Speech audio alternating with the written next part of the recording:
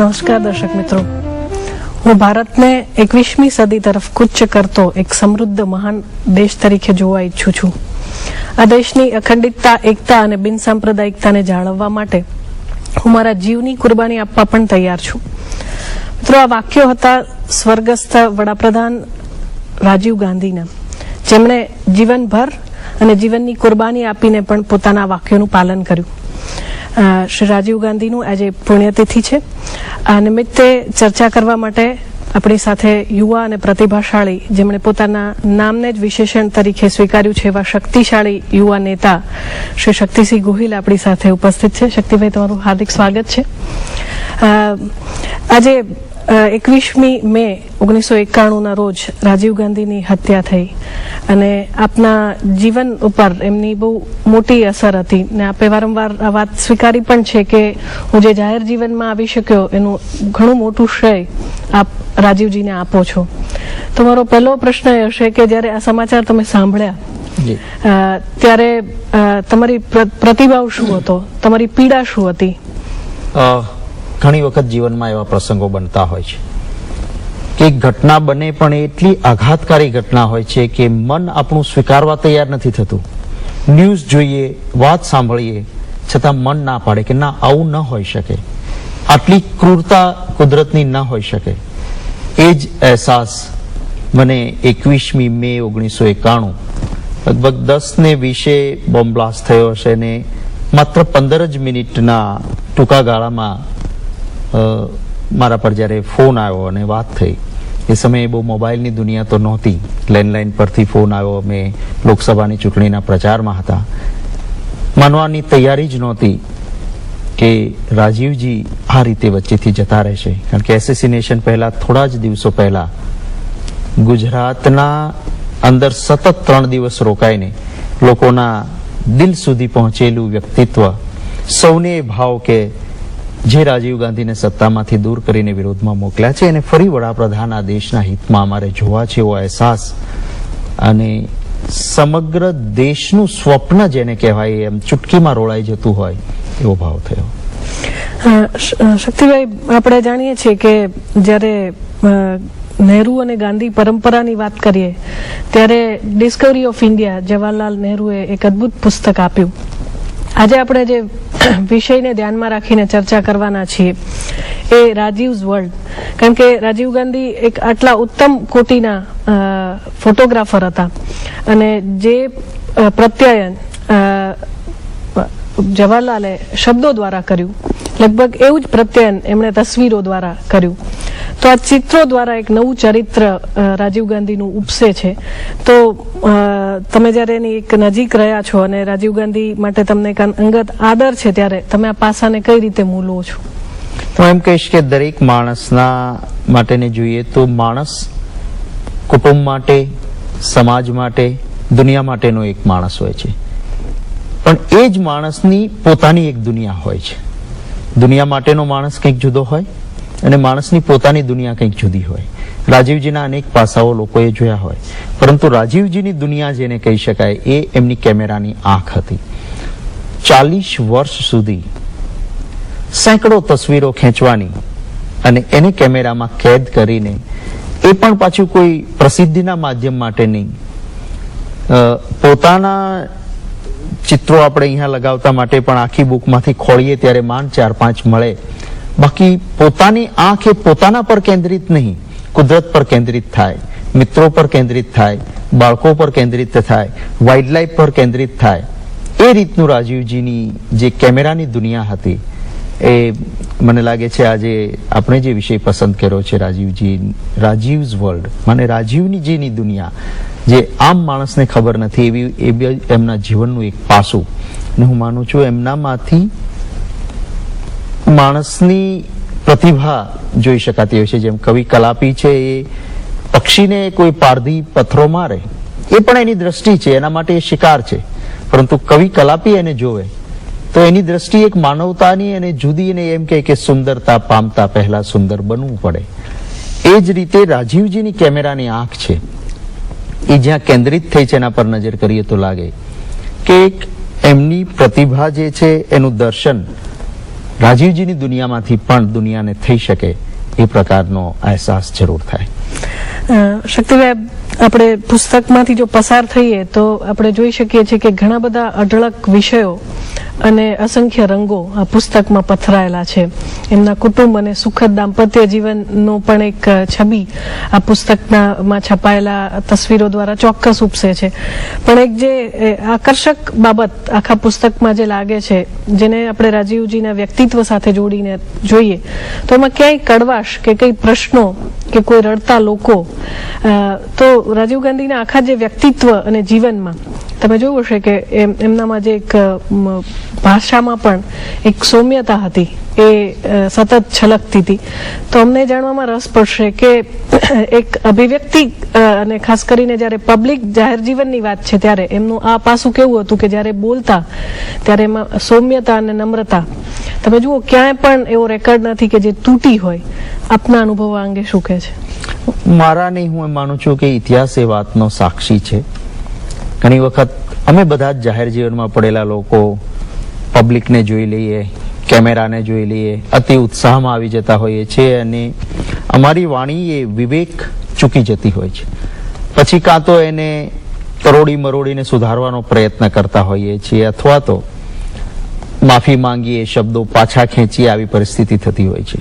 રાજીવજીને લાગે વળગે છે ત્યાં સુધી એમની વાણીમાં વિવેક એટલો જળવાયેલો રહ્યો કે લાંબી કારકિર્દી દરમિયાન એક પણ વખત એમણે ક્યારેય દિલગીરી વ્યક્ત કરવી પડી હોય અથવા એમના શબ્દો માટે કેમેરાએ ચર્ચાઓ કરવી પડી કે ઓહો અભદ્ર ભાષા બોલાઈ ગઈ, કોઈના માટે થોડું ઘસાતું વધારે પડતું બોલાયું, અનપાર્લામેન્ટરી લેંગ્વેજ વપરાય, એવું ક્યારેય નહોતું થયું.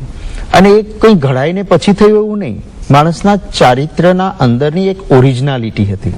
અને હું એમ એટલા માટે કહીશ કે પહેલી વખત લોકસભામાં ચૂંટાયા એ અને એમનું પહેલું પ્રવચન લોકસભામાં 11 માર્ચ 1982 ના રોજ બજેટ પરની ચર્ચાઓ ઉપર રાજીવજીએ જે 20 મિનિટનું પ્રવચન આપ્યું, એ 20 મિનિટના પ્રવચનની શરૂઆત જ એમણે એમ કરી કે આ દેશના અર્થતંત્રને મજબૂત કરવા માટે સત્તાધારી પક્ષ અને વિપક્ષ આવો બંને સાથે મળીને નાણાકીય સદ્ધરતા માટેનું યોગદાન આપીએ તો માત્ર સત્તાધારી પક્ષ કરે એમ નહીં, આપણે કરીએ તો વધારે રાષ્ટ્રનું અર્થતંત્ર મજબૂત બંનેના સૂચનોથી થઈ શકે એમ કરીને જે શરૂઆત કરી, કોલસાથી લઈને ઇરિગેશન સુધીની, ઉર્જાથી લઈને યુવાન સુધીની વાત 20 મિનિટ સુધી કરી પહેલું પ્રવચન.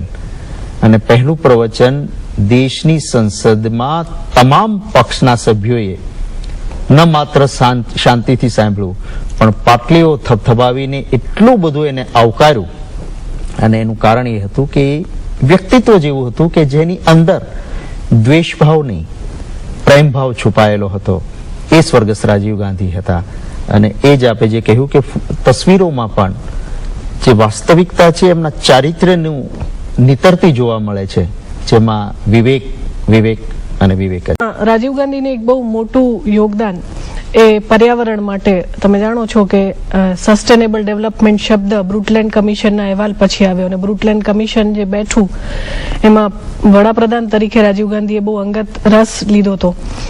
આજે જ્યારે પર્યાવરણના સંદર્ભમાં રાજીવ ગાંધીનું પ્રદાન આપણે જાણીએ છીએ કે એમના ફોટામાં પણ એમના કુદરત પ્રત્યેનો પ્રેમ છલોછલ ભરેલો છે અને તસવીરોમાં પણ ઘણી બધી આપણે ત્યાં વાઇલ્ડ લાઈફ સેન્ચુરીમાં પણ એમણે વિઝિટ લીધી અને એનો પુરાવો આપણી પાસે છે. ત્યારે આ આખા પર્યાવરણ સમતુલાના વિષયને જાણવામાં રાજીવ ગાંધીના પ્રદાનને તમે કઈ રીતે મૂલવો છો? પર્યાવરણ ક્ષેત્રે આજે જ્યારે દુનિયા આખી ચિંતિત છે, એક દીર્ઘ દ્રષ્ટિવાળા દૂરોગામી નજરવાળા નેતા હતા કે જેમણે વર્ષો પહેલા, આજે તો બધા જ ચિંતા કરતા થયા છે, એ સમયે પર્યાવરણની ચિંતા કરી. અને હું આપને 2 ઉદાહરણો આપીશ. ગંગાજીને મરતી વખતે મુખમાં એના 2 બૂંદ મૂકવાની તો બધા જ વાત કરતા હોય છે, પરંતુ એ જ ગંગાજી પ્રદૂષિત થઈ રહી છે અને ગંગા નદીના શુદ્ધિકરણની વાત જો કોઈએ કરી હોય તો એ રાજીવ ગાંધી હતા. એનું એ વિઝન હતું કે ગંગાના શુદ્ધિકરણ માટેના નાણાંની પહેલી વખત ફાળવણી કરીને એ વિઝન સાથે વાત એમણે કરી. એક નર્મદા વિરોધી લોકો, પર્યાવરણને સાચી દ્રષ્ટિથી નહીં પણ ઊંધી દ્રષ્ટિથી સમજનારા લોકો એ વાત લઈને બેઠા હતા કે નર્મદાને મંજૂરી ના આપવી જોઈએ. એ રાજીવ ગાંધી હતા કે જેમણે અહીં મુલાકાત લીધી. મુલાકાત લીધા પછી એક વૃક્ષનું ત્યાં રોપણ કર્યું જે આજે પણ નર્મદા બંધ ઉપર છે. અચ્છા. રાજીવ ગાંધીએ વાવેલું અચ્છા, વૃક્ષ. અચ્છા. અને પર્યાવરણની એમણે મંજૂરી નર્મદાને, પર્યાવરણના પહેલામાં અટવાયેલી નર્મદા યોજના, ગુજરાતની જીવાદોરી વાળી યોજના જેની આજે આપણે મોટી મોટી વાતો કરીએ છીએ, એનું જો પર્યાવરણનું ક્લિયરન્સ રાજીવ ગાંધીએ ના આપ્યું હોત તો આજે ગુજરાતને નર્મદાના ફળ ચાખવાની કોઈ આશ ન રહી હોત. એ એમની સમજણ હતી. દેશના દરિયાકાંઠાને પ્રદૂષણ મુક્ત રાખવો, વિકાસની આંધળી દોટ કદાચ ક્ષણિક રીતે આપણને થાય, આટલું ઇન્વેસ્ટમેન્ટ આવ્યું, આટલો ફાયદો થઈ ગયો, આટલું મૂડીરોકાણ આવ્યું, પણ એ મૂડીરોકાણ આગામી પેઢીના ભોગે ન થવું જોઈએ. આવતીકાલે કોઈ કેન્સરના દર્દીઓ વધતા જાય, નવા નવા રોગો ફાટી નીકળે, આપણો દરિયાકાંઠો એટલો પ્રદૂષિત થાય અથવા આપણું હવામાન એટલું પ્રદૂષિત થાય કે ન કલ્પી શકાય એવી મુશ્કેલીઓ ભવિષ્યમાં આવવાની હોય તો એના પ્રિકોશન્સ લેવાનું કામ અને સેન્ટ્રલ પોલ્યુશન કંટ્રોલ બોર્ડને સૌથી વધારે સ્ટ્રેન્થન કરવાનું કામ જો કોઈએ કર્યું હોય તો એ સ્વર્ગસ્થ રાજીવ ગાંધી કરતો. અને એ જ વાત આપણને એમના ફોટાઓમાંથી જોવા મળે કે નહીં તો માણસ છે ને એ સામાન્ય રીતે કેમેરાનો શોખ હોય તો પણ ઓટો પર કેમેરો મૂકીને કેમેરાની સામે પોતે જ ઉભો રહી જાય અને હું આપણે ત્યાં કહેવાય છે કે આઈ is always capital. Mahatma Gandhi કરતા પણ હું ફોટામાં મોટો કેમ દેખાવ, આવું રાજકીય લોકો માનતા હોય ત્યારે રાજીવ ગાંધીની તસવીરોમાં કુદરત તો કુદરતનું દર્શન થાય, એમાં અહમ ક્યાંય ના આવે. અને મને લાગે છે એ એમની પર્યાવરણ માટેની ચિંતા, કુદરતનું દર્શન એમના કેમેરાની આંખથી કરવા માટેનો પ્રયત્ન એ એક અદ્ભુત પ્રયત્ન છે એમ કહી શકાય. બહુ સુંદર વાત શક્તિભાઈ આપે કરી કે ઇકોલોજીકલ લોસ ના ભોગે ઇકોનોમિકલ ડેવલપમેન્ટ નહીં કરવાના હિમાયતી રાજીવજી રહ્યા. બીજો એક મુદ્દો છેવાડાના માણસ માટેની એમની સંવેદના, અને આપે એક સુંદર પ્રસંગ હમણાં અમારી સાથે શેર કર્યો તો એ પેલા છાશ કેન્દ્રોના વિતરણનો. તો ગુજરાતના વિકાસમાં રાજીવજીના પ્રદાનને આપ કઈ રીતે મૂલવો છો? એક સમય હતો, ઘણા એકદમ યુવાન મિત્રોને બાદ કરતા ઘણા બધા લોકોને યાદ હશે કે ગુજરાતમાં દુષ્કાળ એક પડ્યો એમ નહીં, વારંવાર 3 વર્ષ સુધી દુષ્કાળનો સામનો ગુજરાતની જનતાએ કરવો પડ્યો. રાહત કામો ખોલાયા, ટેન્કરો દ્વારા રાજકોટ સુધી ટ્રેન દ્વારા પાણી પહોંચાડવાનો પ્રયત્ન સરકાર માથે. એ સમયે કોઈ ચૂંટણી નહોતી, પરંતુ ગુજરાતની મુશ્કેલીમાં કોઈ રાષ્ટ્રીય નેતા ધોમ ધકતા તાપમાં સૌથી વધારે ફેર્યા હોય ગુજરાતમાં તો એ સ્વર્ગસ્થ રાજીવ ગાંધી હતા. પક્ષના કાર્યકર્તાઓની મીટિંગ બોલાવીને કહ્યું કે સરકાર का ही काम है ऐसा समझ के मत चलो, हम भी एक जिम्मेवार ऑर्गेनाइजेशन है, हमारी भी कुछ उत्तरदायित्व बनता है कि सोसाइटी को इस मुश्किल के समय में हमें काम करना है, बताइए क्या कर सकते हैं. એમ કરીને સૂચનો લઈને એમણે એ વાત શરૂ કરી કે જ્યાં રાહત કામ ચાલે છે ત્યાં કોંગ્રેસ પક્ષ દ્વારા છાશનું વિતરણ થવું જોઈએ. એક નાઇટ અહીંયા આગળ ગુજરાતના અંદર રાખી અમિતાભ બચ્ચનની નાઇટ રાખાવી એમની સાથેની મિત્રતાના કારણે. ત્યારે કેટલાક પક્ષના મિત્રો કોર્ટમાં ગયેલા કે અમિતાભ બચ્ચન ગુજરાતમાં ના આવવા જોઈએ. ખેર એ પછી એ નાઇટ થઈ 2 કરોડ રૂપિયાનું ભંડોળ નાઇટમાંથી પણ ઉભું કરાયું અને કોંગ્રેસ કાર્યકર્તાને કહ્યું કે તમારે ડોનેટ કરવાનું છે તમારા પોકેટમાંથી. 2 કરોડ રૂપિયા ભેગા કરીને આખા ગુજરાતના તમામ રાહત કેમ્પો પર કોંગ્રેસ પક્ષ દ્વારા છાશનું વિતરણ થાય. દૂધના પાવડર બહારથી લાવી દે, છાશ બનાવવા માટે કાર્યકર્તાઓને જવાબદારી, પેઇડ માણસોની કાર્યકર્તા પ્રેમથી છાશ વિતરણ કરવા જાય એ આયોજન કર્યું. એટલું જ નહીં, એનું મોનિટરિંગ કર્યું. અને મને યાદ છે કે સારા નેતાઓ પણ, કારણ કે રાજીવજી મોનિટર કરતા હતા, હાથમાં ગ્લાસ લઈને ગરીબ માણસને છાશ આપવા જાય. એ પ્રકારનું રાજીવજીનું જે માનવતાવાદી વાત કરીએ અને માત્ર પબ્લિસિટી માટે નહીં, એક જવાબદારી પૂર્વક નેતાએ શું કરવું જોઈએ એ વાતનો અહેસાસ એમણે કરાયો હતો. બીજું જે યુવાન વડાપ્રધાન આપણને મળે, આજે પણ અમારી પેઢી જયારે યાદ કરે ત્યારે એકદમ શક્તિથી, એનર્જીથી પ્લેનના કે કોઈ જગ્યાના પગથિયા ચડતા રાજીવજીનું ચિત્ર અમારા મનમાં ઉપસે છે. એની સાથે બીજી એક લાક્ષણિકતા જે છે કે ભાઈ લીડર છે નીડર હોવો જોઈએ, અને રાજીવજીને ખબર હતી. તમે એવા કોઈ પ્રસંગો અમારા દર્શકો સાથે વહેંચવા ઈચ્છો કે જેમાં તમને પોતાને વ્યક્તિગત એમની નીડરતાનો પરિચય થયો? સોનલબેન, આભાર માનું છું. બહુ સરસ વાત છે અને મને લાગે છે કોઈને પણ સ્પર્શી જાય એવી વાત. લીડર નીડર હોવો જોઈએ એમ કહેતા તો હોય છે, પરંતુ મોટા ભાગે મેં જોયું છે કે ફફડતા હોય છે અંદરથી. રાજીવજી એક એવું વ્યક્તિત્વ હતા. આને યાદ હશે, 2 ઓક્ટોબર 1986 ના રોજ એક આતંકવાદી કમલજીત નામનો મહાત્મા ગાંધીજીની સમાધિ સ્થળ પર 12 બોર શોટગન લઈને રાજીવજીને મારવા માટે એને હુમલો કર્યો. સદનસીબ હતું કે શોટગન ફૂટી નહીં અને એ પહેલા સિક્યુરિટી એને પકડી લીધો. જો એ ફાયર થયો તો કદાચ અઘટિત ઘટના એ સમયે બની હોત. એ પછી 1987માં ઇન્ડો શ્રીલંકા એકોર્ડ માટે થઈને રાજીવજી જ્યારે કોલંબો ગયા અને ત્યાંથી જ્યારે પાછા આવતા હતા, એરપોર્ટ પર સલામી લેતા હતા, ત્યારે એક સૈનિકે એના પર હુમલો કર્યો અને રાજીવજી બચ્યા. આઈબીના સેન્ટ્રલ આઈબીના રિપોર્ટમાં લખેલું હતું કે ટોપ મોસ્ટ લિસ્ટ ઉપર સૌથી મોટા ટેરરિસ્ટ જૂથના ટોપ મોસ્ટ હિટ લિસ્ટમાં રાજીવ ગાંધી છે. આમ છતાં મને યાદ છે 1990માં મારા વિધાનસભાની ચૂંટણી પછી મે મહિનામાં જ્યારે રાજીવજી ભાવનગરમાં આવ્યા, મારો મત વિસ્તાર શરૂ થાય ને બોર્ડર પર જ્યારે મળ્યા અને મેં કહ્યું કે હું આપના માટે ઓપન જીપ લાવ્યો હતો કે હું ચલાવો અને આપ મારા વિસ્તારમાં બેસો, પરંતુ અહીંયા એસપીજીએ કહ્યું છે કે આપને સલામતીના કારણે એમની ગાડીમાં જ બેસવું પડશે. બે આવા હુમલા થયા પછી પણ એમણે એમ કહ્યું કે નહીં, મેં આપકી ગાડી में ही आऊंगा, અને તરત જ એસપીજીને બોલાવીને કહ્યું કે I will go with him. અને મેં ગાડી ચલાવી, નેતાઓ બીજા ઉભા રહ્યા, રાજીવજી એક ખુલ્લી જીપમાં ઉભા રહ્યા, જાણવા છતાં કે આટલું મોટું જોખમ હોવા છતાં જે કુદરતે કર્યું છે થશે એમ માનીને લોકોની વચ્ચે જવું. રોડ પર હાઈવે પર એક ચાની લારીવાળાને ત્યાં બેસીને અડધી આપણી ગંડેરી જે ચાય કહેતા હોય છે એ ચાય બેસીને એમણે પીધી હતી. અને આજે મારે કહેવું પડે કે એમની નિડરતા કદાચ યોગ્ય વ્યવસ્થા આપી હોત અથવા એમણે પણ કદાચ પોતાના જીવની ચિંતા કરી હોત તો થોડા વર્ષો વધારે રાજીવજી આ દેશમાં રહ્યા હોત. પણ હું માનું છું કે માણસ કેટલું જીવો એ મહત્વનું નથી, કેવી રીતે જીવી ગયો એ મહત્વનું છે. અને રાજીવજીની આ યાદો મારા જેવા અનેક લોકોના માટે ચિરંજીવી રહેવાની.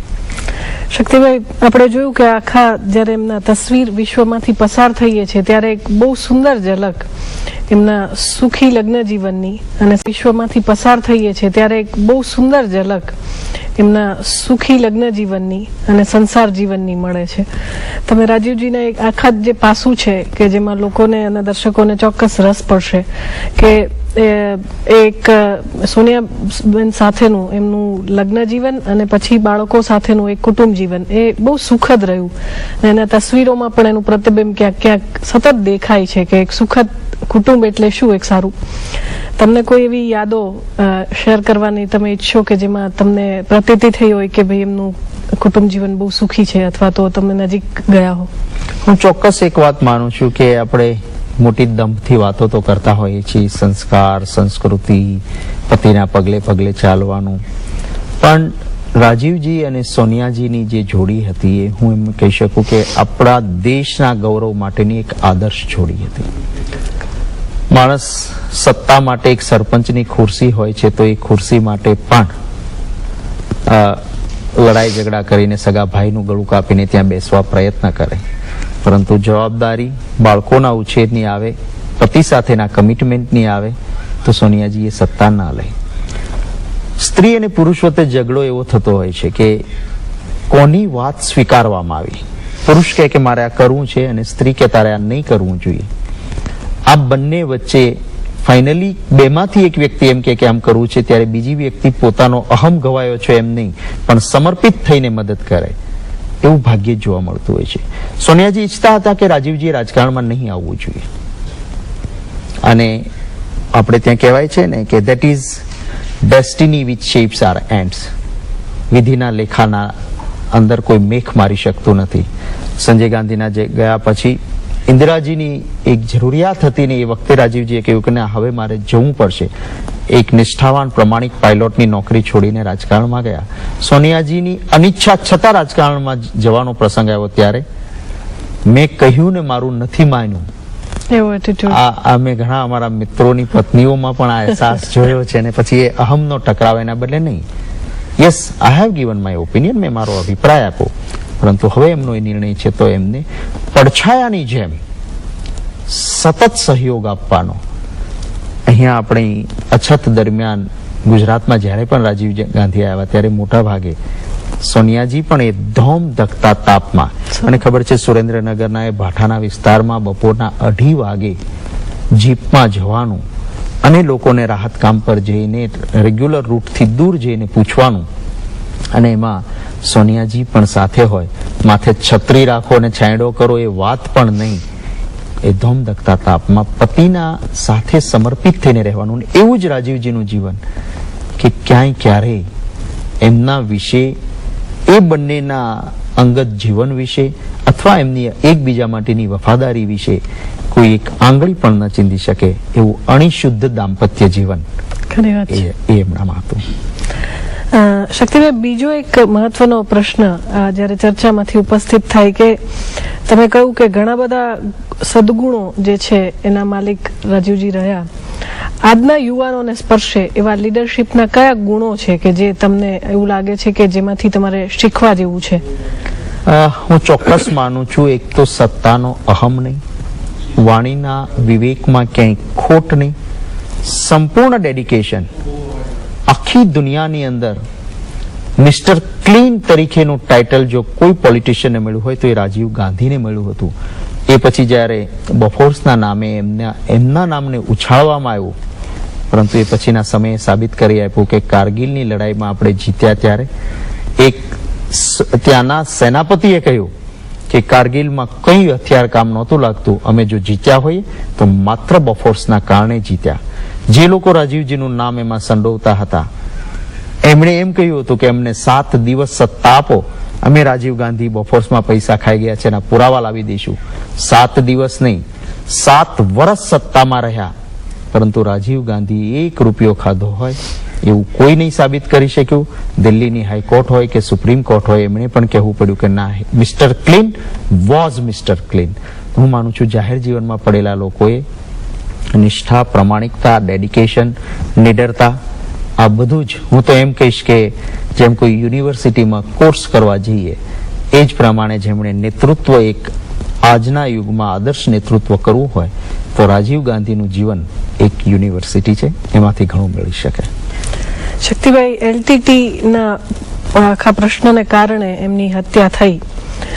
એમના વિદેશ સંબંધો જે છે અને એમણે જે કંઈ પોતાના કાર્યકાળ દરમિયાન આપ જાણીએ છીએ કે અભૂતપૂર્વ જીત એમની હતી, એમના માટે તમે શું માનો છો? એમની વિદેશ નીતિ જે છે રાજીવ ગાંધીની, કારણ કે શ્રીલંકામાં શાંતિ સેના મોકલી અને ત્યાર પછી આ પ્રશ્ન વધારે વિકટ બન્યો.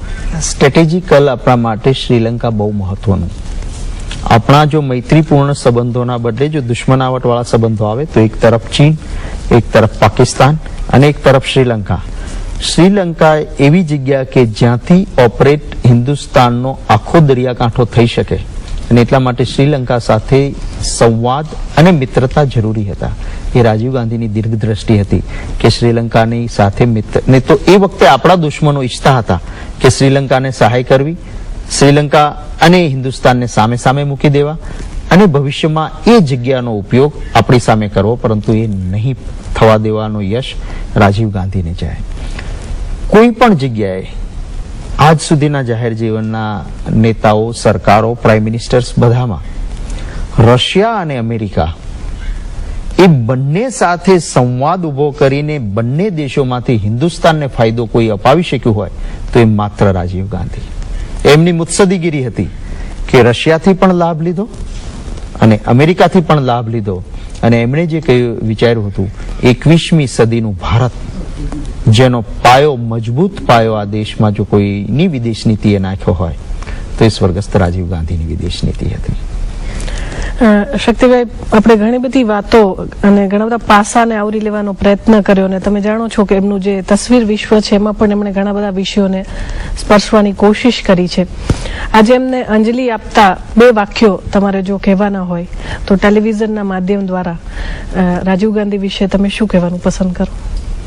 હું એ અમર ચરિત્રને શ્રદ્ધા સુમન અર્પણ કરીશ અને હું ચોક્કસ એવું કહીશ કે રાજીવજીના આત્માના અંશ આ દેશને પ્રાપ્ત થતા રહે અને આવું જ નેતૃત્વ આ દેશને પ્રાપ્ત થાય કે જેથી હિન્દુસ્તાન એ આવતા દિવસોમાં દુનિયાનું ટોપ કન્ટ્રી તરીકે હિન્દુસ્તાન બનીને રહે. અને એ જ હું માનું છું કે રાજીવજીનું જે સ્વપ્ન હતું એ સાકાર થાય અને એના માટે યુવાનો જે છે એ કમર કસીને દેશને આગળ લઈ જવા માટે કામ કરે એ સાચી શ્રદ્ધાંજલિ રાજીવજીને હોઈ શકે. મિત્રો, સોનિયા ગાંધી દ્વારા સંપાદિત પુસ્તક રાજીવ્સ વર્લ્ડ ની યાત્રા દ્વારા અમે રાજીવજીના જીવનના ઘણા બધા પાસાઓને સ્પર્શવાનો પ્રયત્ન અહીંયા કર્યો છે. એવું કહેવાય છે કે જિંદગી લાંબી નહીં પણ ઊંચાઈઓને છૂઈ જઈ શકે તેવી હોવી જોઈએ. રાજીવજી એમના જીવનકાળ દરમિયાન ઘણી બધી ઊંચાઈઓને છૂવાનો પ્રયત્ન કર્યો છે અને માત્ર વડાપ્રધાન તરીકે જ નહીં, એક વ્યક્તિ તરીકે પણ એમના જીવનના અનેક પાસાઓ એવા છે કે જે સામાન્ય માણસને રસ પડે. શક્તિભાઈ, તમે આજે દૂરદર્શનના સ્ટુડિયોમાં આવ્યા, આટલી સુંદર અને રસપ્રદ ચર્ચા કરીએ બદલ હું દૂરદર્શન વતી આપનો ખૂબ ખૂબ આભાર માનું છું. અમે આશા રાખીએ કે આ કાર્યક્રમ આપને રસપ્રદ અને શૈક્ષણિક લાગ્યો હશે. ફરી વખત કોઈ આવા જ ચર્ચાના ચોરા પર મળીશું. ત્યાં સુધી રજા આપશો. આવજો.